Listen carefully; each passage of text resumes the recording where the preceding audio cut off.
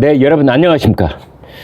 김광일이 뽑은 오늘의 주요 간추린 뉴스 여러분과 공유하겠습니다. 한국과 일본 정상이 1박 2일 동안 회담을 갖습니다.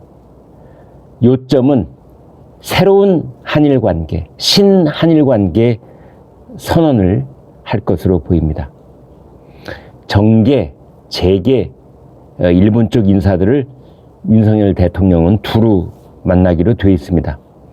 강제 동원 해법을 어떻게 이행할 것인지, 그리고 지소미아 문제 등을 논의할 것으로 보입니다.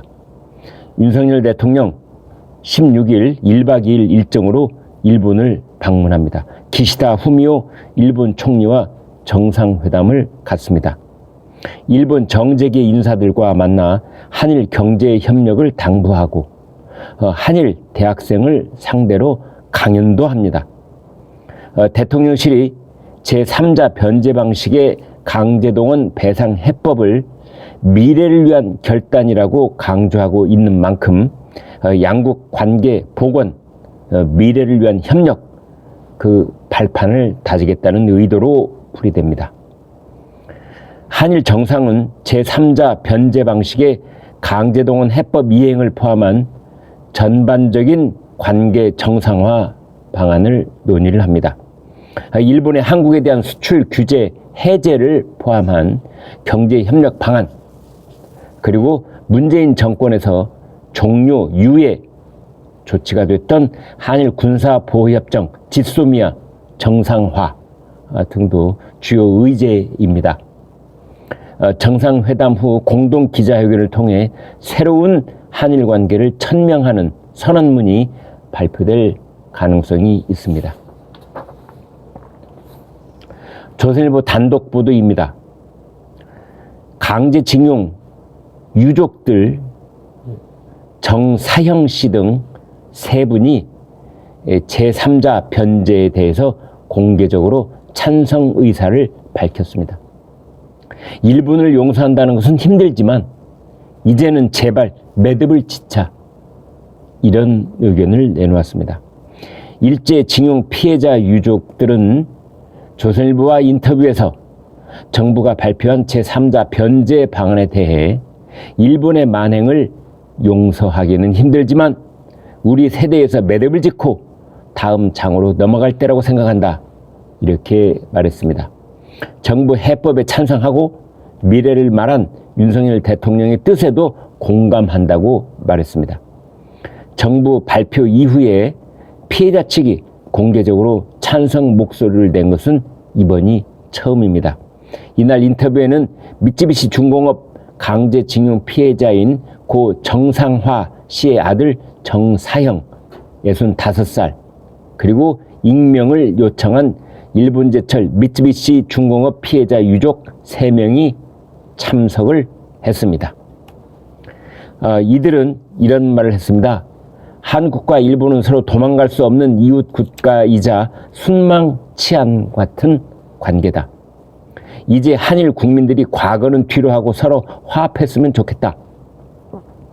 한국이 세계 10위권 경제 대국이 됐는데 지금 중요한 건 그 길이지 반일은 아니다, 라고 말했습니다. 그러니까 이분들이 하는 얘기는 징용 문제를 정치 쟁점화하지 말고 당사자들이 충분히 그리고 차분히 결정하게 해달라라는 것입니다. 정사형 씨는 이런 말도 했습니다. 90년대 말 일본에서 미쓰비시를 상대로 외로운 싸움을 할 때 아무 관심도 없더니 이 문제를 잘 모르는 사람들이 갑자기 시류에 편승해서 반일을 외치고 있다. 이번에 해결하지 못하면 30년 이상 기다린 피해자와 유족들을 또다시 희망 고문하는 것이 될 것이다, 이런 말을 했습니다. 또 여기에서 이런 이제 곁가지 취재가 있는데요. 일부 시민단체에서 그 유족들에게 배상금 플러스 알파로 이 설득을 하면서 단체 행동을 할 것을 제의도 했다, 이런 보도도 나오고 있습니다. 일부 유족들 의견은 그 지원해 주는 것은 고맙지만 반대 여론을 회유하고 강요하는 것은 부담스럽다. 이런 말을 했습니다. 반면에 강제징용 생존자 3분은 일본 가해 기업에 면죄부를 두는 재단 보상에 반대한다는 입장을 분명히 했습니다. 제3자 변제 해법의 공식 거부 의사를 밝히고 있는 겁니다. 그런가 하면은 정부 측에서는 피해자 쪽에 최소 4명은 찬성을 하고 있다. 이런 의견도 내놓았습니다. 강제징용 피해 생존자인 양금덕, 김성주 2분 할머니 그리고 이춘식 할아버지 정부의 제3자 대위 번제 해법에 공식 거부 의사를 밝힌 상태에 있습니다. 네, 이번에는 야당 이야기로 넘어가 보겠습니다. 이재명 대표가 이런 얘기를 했습니다. 어떤 방식이든 제가 책임져야 하는 상황이다. 이런 말을 했습니다. 이재명 대표 입에 책임이라는 2글자가 나온 것은 이번이 처음이라고 볼 수 있는데요. 이재명 더불어민주당 대표 당원과의 대화에서 최근 숨진 채 발견된 전영수 전 경기도지사 비서실장을 두고 어쨌든 제 곁에 있었다는 이유만으로도 당한 일이어서 제가 어떤 방식이든 책임을 지지 않을 수 없는 안타까운 일이다. 이렇게 말했습니다. 당내에서는 이재명 대표가 검찰 탓만하고 자신의 책임을 인정하지 않는다는 비판이 이어지자 책임을 일부 인정하면서 진화에 나선 것으로 풀이하고 있습니다.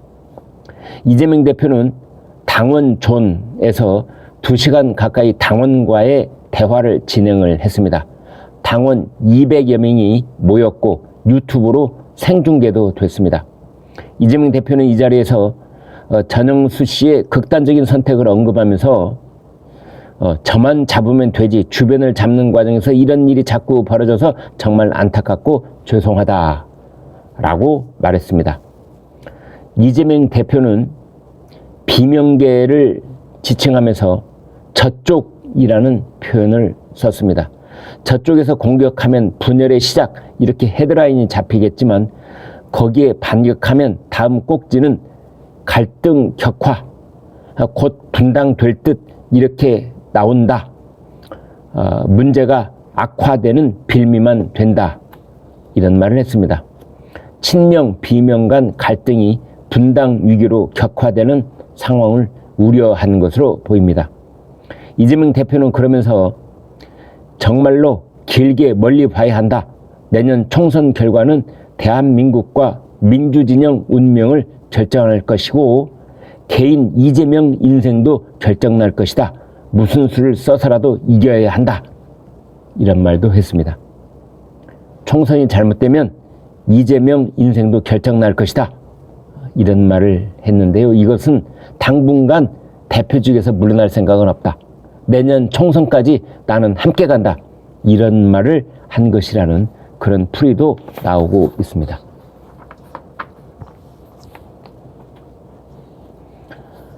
다음 민노총 얘기로 넘어가 보겠습니다. 깜깜이 회계 민노총 63%가 자료 제출을 거부하고 있다라는 세계일보 뉴스입니다. 깜깜이 회계 민노총 63% 자료 제출 거부. 시정 기간에 그동안 여유를 좀 줬음에도 불구하고 버티기로 일관하고 있다. 민노총 소속 중에서는 62곳 중에 23곳만 제출을 했습니다.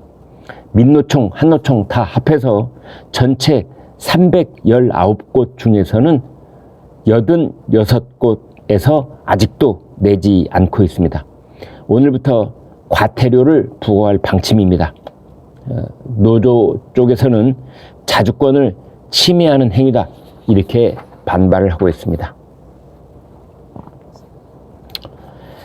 최근에 국민의힘 쪽에서는 5.18 정신 이걸 헌법 전문에 넣어야 되느냐 말아야 되느냐 뭐 이런 논란이 갑자기 불거지면서 크게 지금 내용을 겪고 있는데요. 대통령실에서 정리를 했습니다. 5.18 정신 계승 의지가 확고하다. 그리고 여당 지도부에서도 김재원 최고위원 발언은 부적절했다. 이런 반응을 보였습니다. 헌법에 수록한다. 그것은 안 된다. 이런 김재원 최고의 발언에 이제 당 지도부가 수습에 나선 셈인데요. 김재원 최고는 국민들께 심려를 끼쳐서 죄송하다라는 말을 했습니다. 대통령실은 이렇게 말했습니다. 윤석열 대통령의 5.18 정신 헌법 수록 입장은 확고하다. 이렇게 말을 했는데요.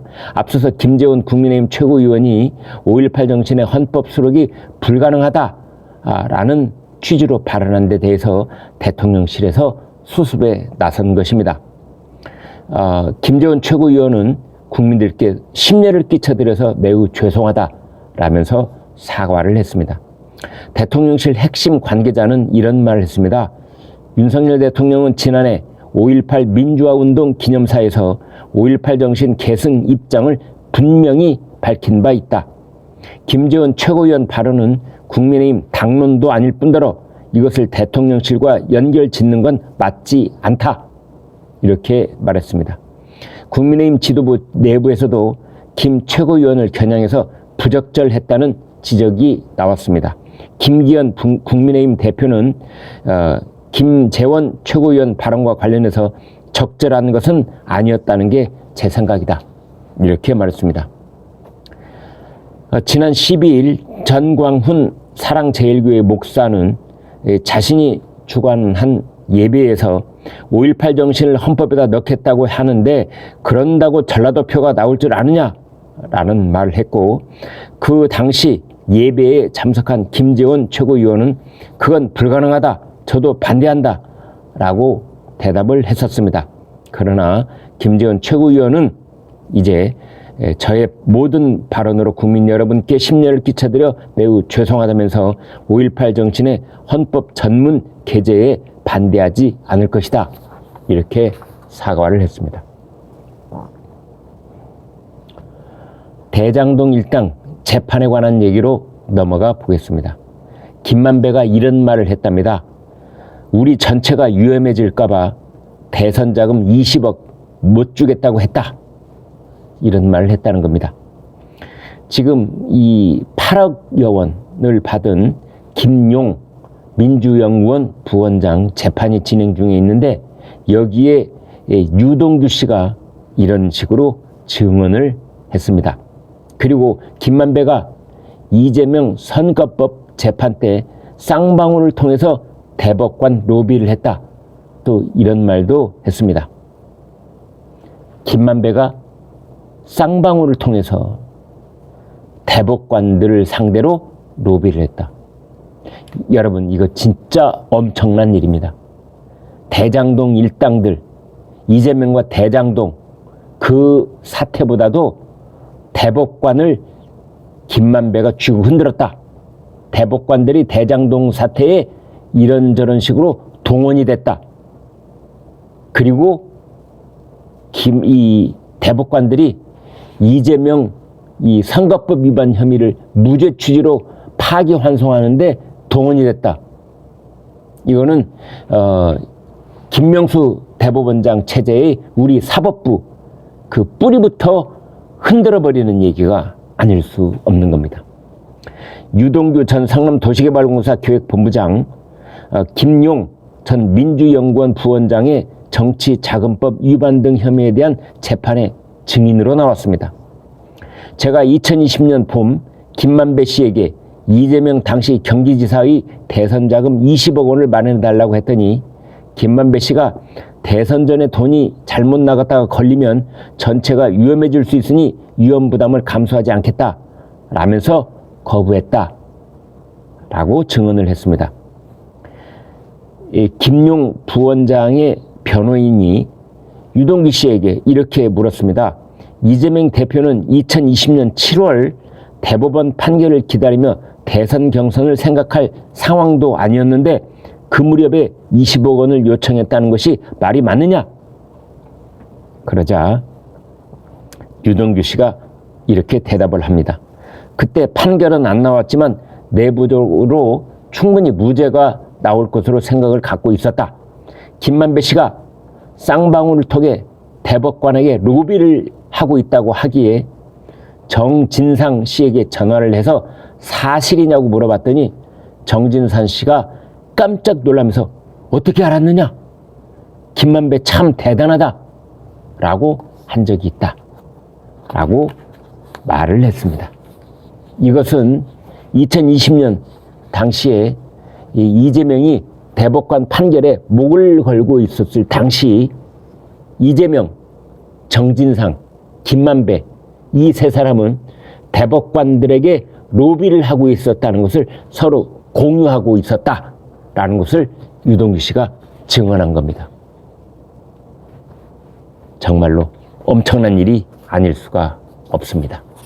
네, 오늘 제 말씀에 공감하시면 여러분 구독, 좋아요 부탁드리겠습니다. 대단히 고맙습니다.